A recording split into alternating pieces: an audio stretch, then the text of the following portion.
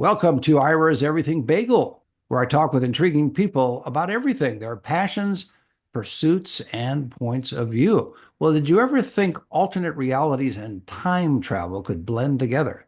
My guest did, and he wrote a book about it.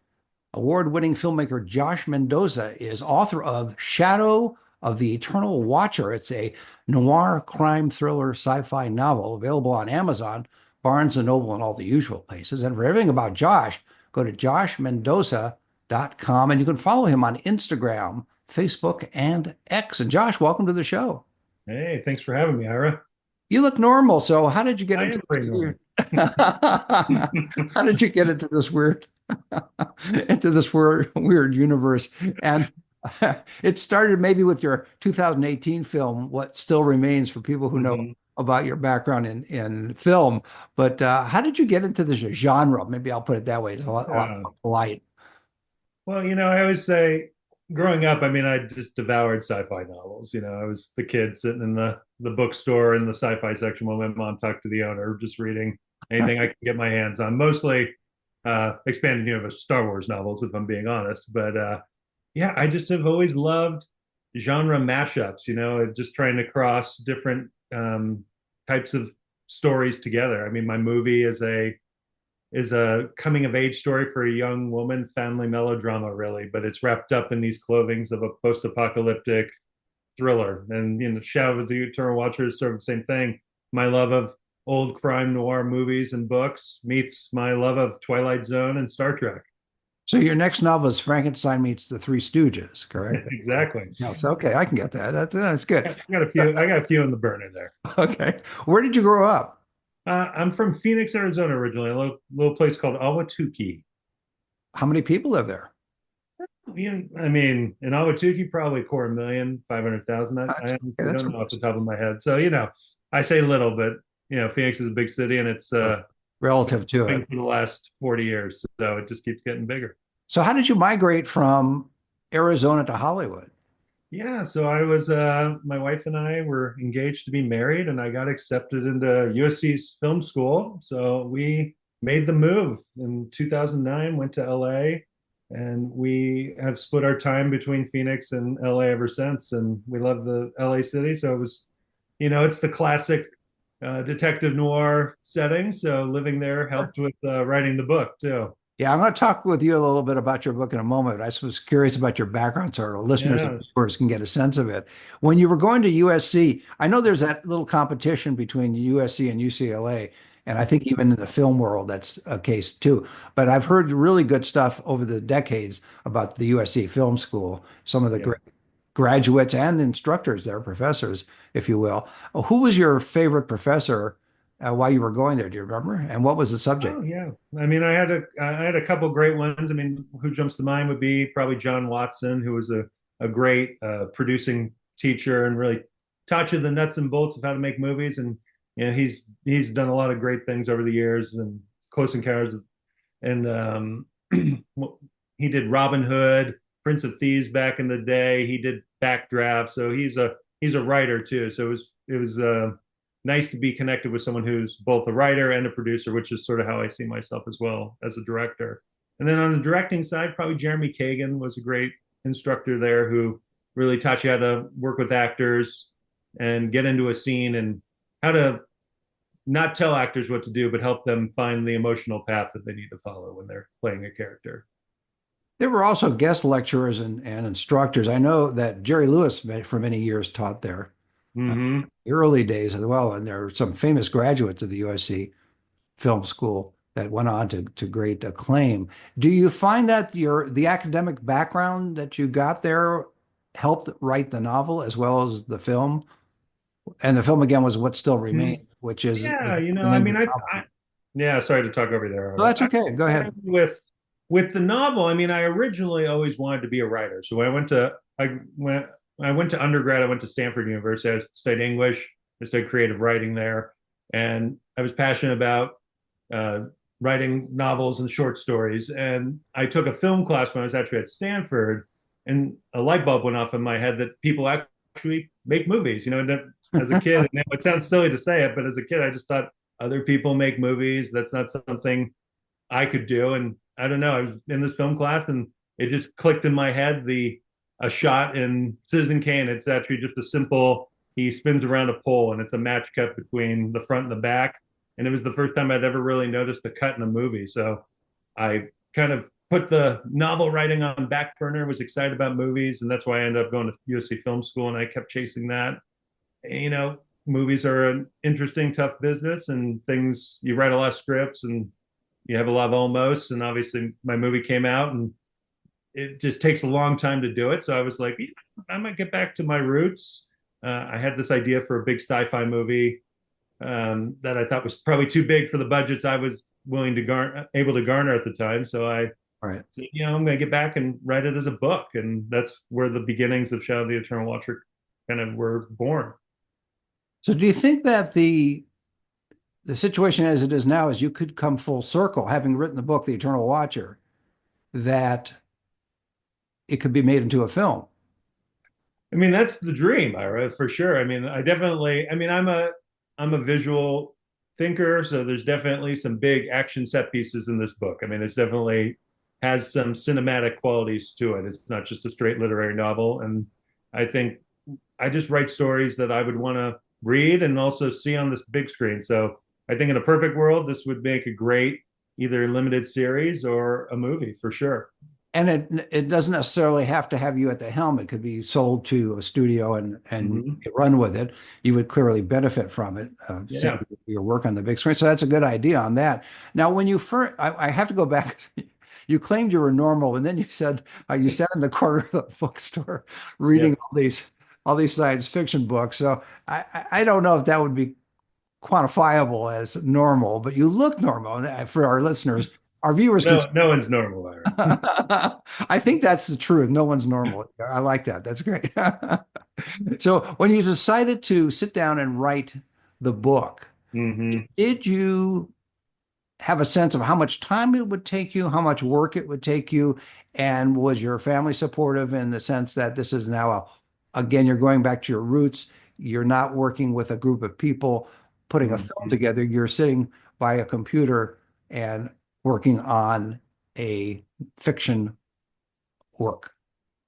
Yeah, I mean, you sort of touched on what I was going to say. I mean, with a movie, it is very collaborative. You know a lot about everything and just enough to be dangerous, and then you go get more talented people to do those things. Whereas with a book, I mean, you're sort of on your own with your mind. And I think the interesting thing about books versus screenplays is obviously you get a lot more space with a book, but also I always say it's like a trap too. You can fall into this trap of overwriting, over explaining, and it's not exciting or fun. So I really tried to focus on that and what are my ins for each chapter, what are my outs, which is sort of how I think about when I write screenplays, what you're in for a scene, what you're out, what's driving you to the next moment visually. And as far as my family, yeah, they've always been super supportive from when I was a kid with my parents all the way up to my wife. They've always encouraged me to chase these dreams, and it's exciting to sort of have some fruits of the labor now as it is. Sure. The Yeah. I mentioned earlier, I think I shortcutted the title in one of my little diatribes, and I call it The Eternal Watcher. It's Shadow of the Eternal Watcher. And how did you come up with that title? Was it based on what the concept of the novel was? And we'll talk about what the plot is in a moment, but how did you come up with the title?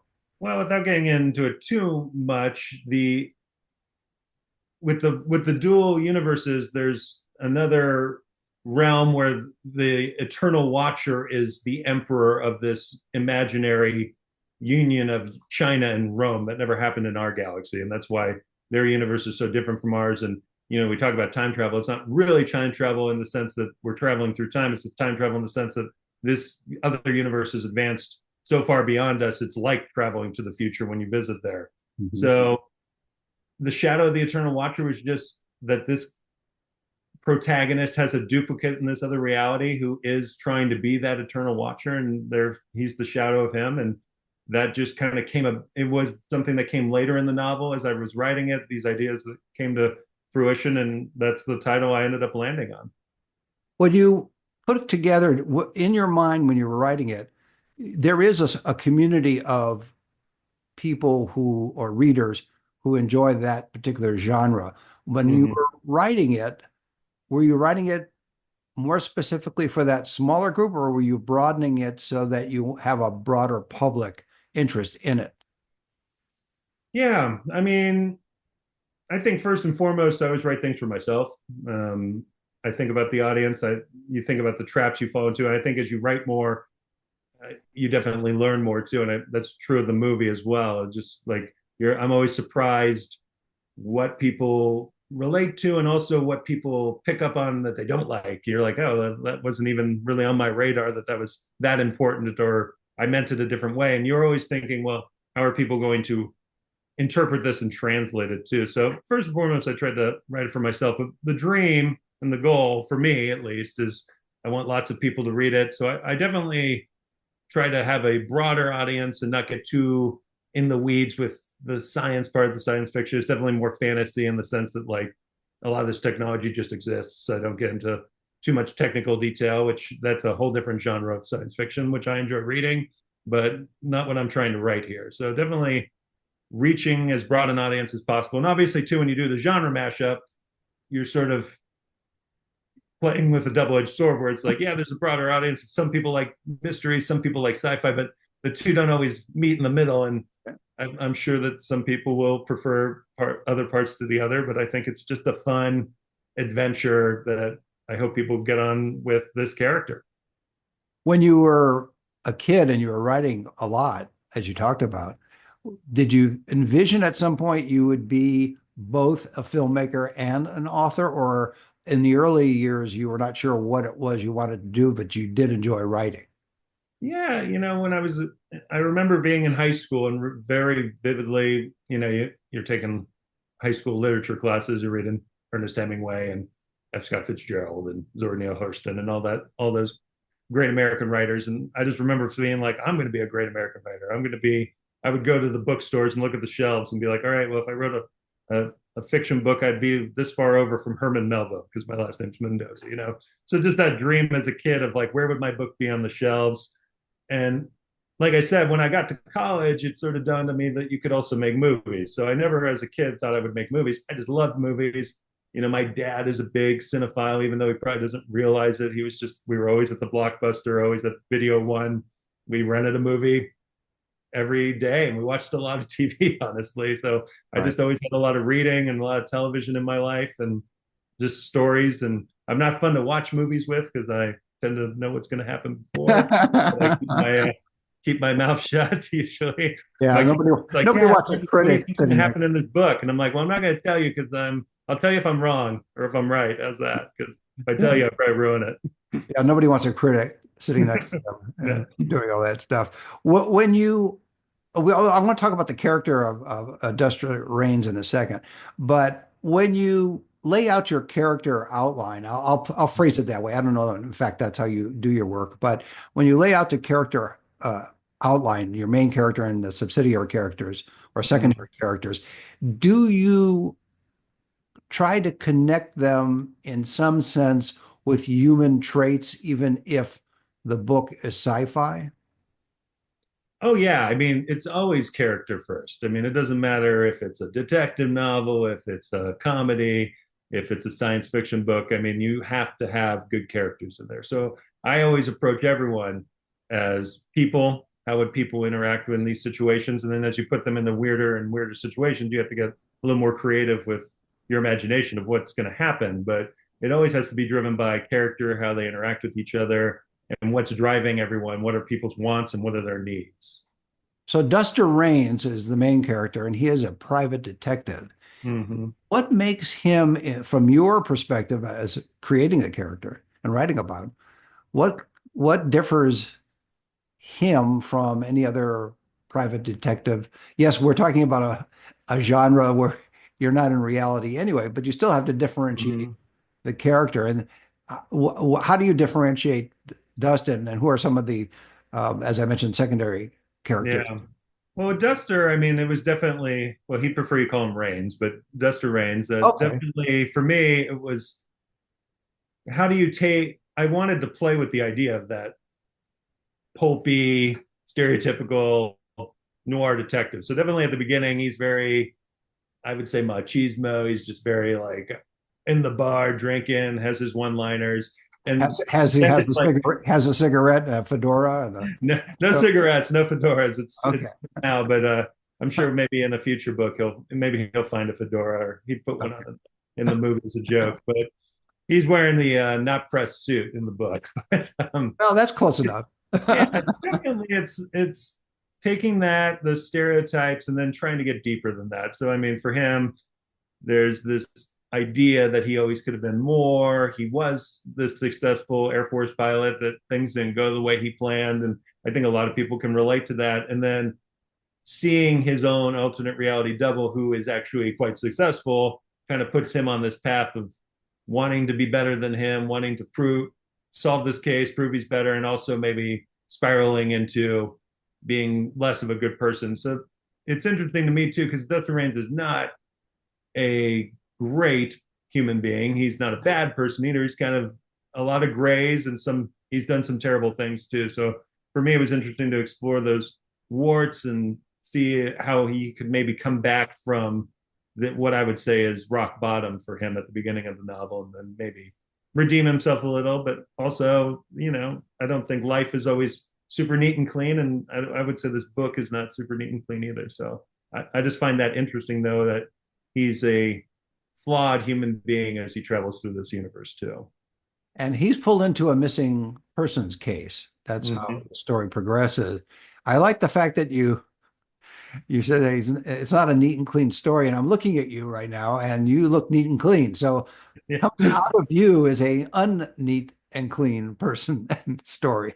Well, that's the fun of books, right? Is that you Yeah. get to get into other people's realities, and that's why I've always liked reading, and that's why I think reading is really important, because it pushes you to think outside of your own world, outside of your own privilege, and also your own bubble, right? And I think reading books, whether they be science fiction, whether they be biography, it just gets you into different headspaces of different types of people, and that helps you approach life, I think, in a more humanistic way too. So I definitely, when I write, try to get into other people's shoes and try to, almost like an actor, try to envelop that character and do not necessarily what I would do. What would Dustin Raines do in this situation?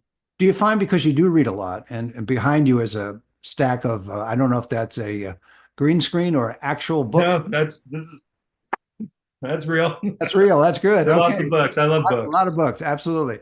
What do you ever find, because of your reading, that you'll pick up stuff you can use for your book, but it's synthesized through your own personality and your own writing talent? So you may pick up an idea for a character trait, for example, and Mm-hmm. infuse it into your character, Rains, because he likes to be called Rains. And has that happened that way, or?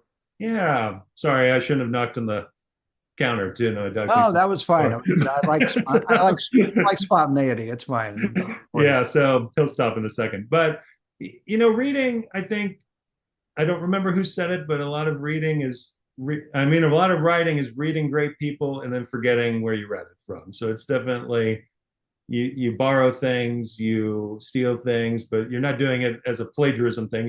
Right. You're building on these worlds. And I think a lot of great literature now has built on the people of the past, where Le Guin, and now we're into the 21st century, and people keep pushing it. And I think you see that too with a lot of technology now, like has mirrored past what was science fiction, and now people were like, "Oh, that's a great idea. Could I make that happen?" And we see Yeah. that with the old flip phones. That was like kind of like a Star Trek nod, right? So I think it's always building on other ideas, other structures, and then when you get stuck too, sometimes other people's stories can lead you out of the wilderness to the promised land too. And I think the way I said it was more elegant than the way you did, which was that you synthesized all these great things that you read. I'm Yeah, kidding. well, I think your that's why you're explanation the was interviewer and I'm just the writer. fine. No, you're fine. That was just a joke. I like to Yeah, occasionally, and sorry, I I like to be sarcastic, usually about myself more than anything else. When you finished the book, did you look at it and say, okay, I like it except for this particular part and I'm going to redo it, but then something in your head says, you can only rewrite so many times. You can only edit yourself so many times before you hand it off to a proofreader or a copy editor. But from your perspective as an author, did you find that happening? Yeah, I mean, definitely when you write, it's important to get other people, even before you go to the editors and the more professional people. I think it's important to get beta readers. It's important to get regular people who maybe don't read a lot of books to read it, and give you their opinions. And then you, as the writer, really have to synthesize what they're, I just stole your word, really have to take in Thank you. I told really you have it was to take more in what they're elegant. saying and not just do what they're saying, though. Because I think, too, I mean, you know, with anything that's art, you're going to get people who love what you write, you're going to get people who hate it. And you have to listen to the note, listen to what's bothering people, and say, oh, okay, you think I should blow up these 100 pages. It's really not that. You're saying that you don't like this character. And I think if I went back here and gave them a little more backstory, a connection to this person, you may like them more. And then that would make this part play better too. So it's always, it's definitely a puzzle, and you're weaving in and out of things, but you don't just blow the whole thing up either. And then to answer the other part of your question, yes, at a certain point you have to say, okay, I think this is the version that's been through a lot the ringer. It's really good.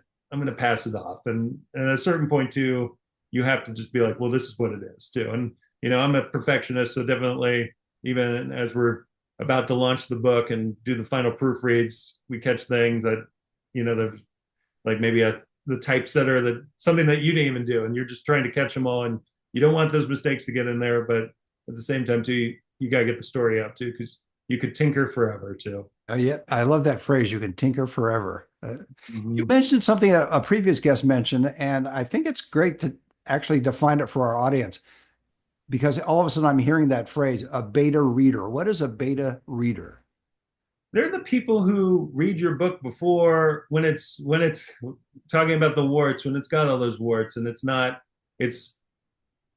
perfect. I mean, I've always been a believer of getting words on page, because I think a lot, you talked about outlining. A lot of times people will get lost in planning and planning and planning, and they never write the darn book. And then you rewrite chapter one 50 times. And I have friends who are like that. And if that works for you, if you actually get to the finish line, that's fine. But at a certain point, too, I think it's so much easier to fix things that are on a page than to fix a blank screen, because the blank screen and the cursor blinking at you is the enemy. So getting words on the page, they don't all have to be perfect, and then letting people read them and let people be like, I have no idea what's happening on page 45. And I was really bored in chapter 12. And you're like, yeah, well, maybe I should look at chapter 12. Is it bad, or is it just too long?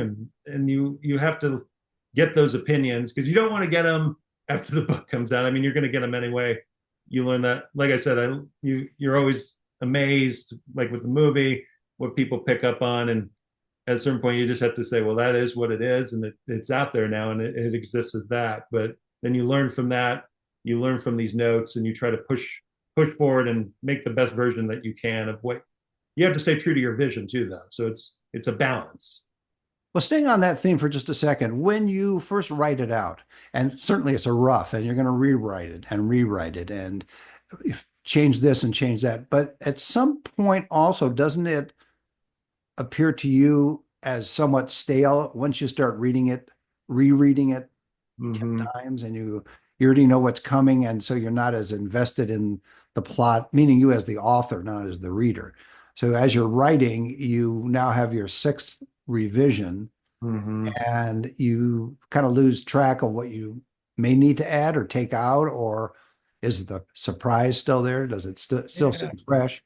you can definitely lose perspective, and I think that's true of any storytelling endeavors. You've lived it so much, and again, that's why I think it's important to get some of those people fresh eyes on it and see how they react. And it's not always positive, and you have to kind of live with that too.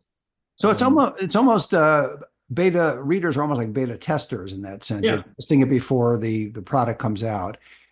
Probably my most important question, which has nothing to do with you as an author or you as a filmmaker, and again, the book is Shadow of the Eternal Watcher, is your two names, Josh Mendoza. How did you get those two names? It just sounds interesting from Oh, I was born that way. Yeah, no, I get that. Obviously, your parents named you that, but how did you end up with the name Josh, as opposed to I don't know what the word would be, but it just seemed like an interesting. It's almost a mashup of genres, a mashup of names. I'm That's a what. true red-blooded American. I'm part Mexican, part German, part Hungarian, and part Welsh. And I'm What a sure that combination. yeah, I'm sure there's parts in there that don't I don't know about too. But yeah, I mean my great grandparents came from Mexico and immigrated to Los Angeles in the early 20th century when the banks collapsed in Mexico, and we have been here ever since. And actually, the Welsh side sort of did the same thing a little earlier when the mines collapsed in Wales, came over and lived in Ohio. And my parents met, and I was either going to be Jacob or Joshua. And Joshua won out, and that Catholic upbringing with Joshua and, Love it. and Mendoza. And I know, I'm 6'9" too. You can't tell on the Zoom. I'm very tall. Yeah, So no, I'm, that is pretty tall. That's I'm an excellent. enigma wrapped inside a riddle, I suppose. It's just like the Soviet Union. Okay, I got you. I'm proud of all my parts, and my grandpa was very proud that I was carrying on that Mendoza line here, and it's something that's just part of my identity. Yeah, no, I like it. I like the fact that it's Josh Mendoza because it mimics or mirrors what you're writing about, where you're mixing genres as well, which is kind of what America is as a melting pot. So it works out Yeah, well. Hey, before I let you go, what did you see as the future of your books, your next novel, your next film project, perhaps? yeah. So I mean, I've got a few scripts that are making the rounds right now with my manager, and again, there's genre mashups. I've got like a fun sort of origin story for a vampire hunter person that's sort of like Taken meets Underworld. It's a lot of fun, and so that's making the rounds. And book wise, I'm thinking about writing another one of these with Duster Rains, and then also I mentioned I have a couple kids. They're soon to be 10 and 8 this year, and I have a idea for a middle grade young adult kind of different genre. Again, sci-fi though, but something that maybe they could read too. Good. Well, if Dustin Rains works out, you know what they say about when it rains, it pours. So you may end up having a whole series of Dustin just on that alone. But here's hoping. Yeah, that's a great way to leave it. My guest has been award-winning filmmaker Josh Mendoza. He's author of Shadow of the Eternal Watcher. It's a noir crime thriller sci-fi novel. It's available on Amazon, Barnes and Noble, and all the usual places. For everything about Josh, go to joshmendoza.com, and you can follow him on Instagram, Facebook, and X. And Josh, thanks for being on the show. Hey, thanks for having me. It was a lot of fun. And join us every Thursday for a new schmear on Ira's Everything Bagel.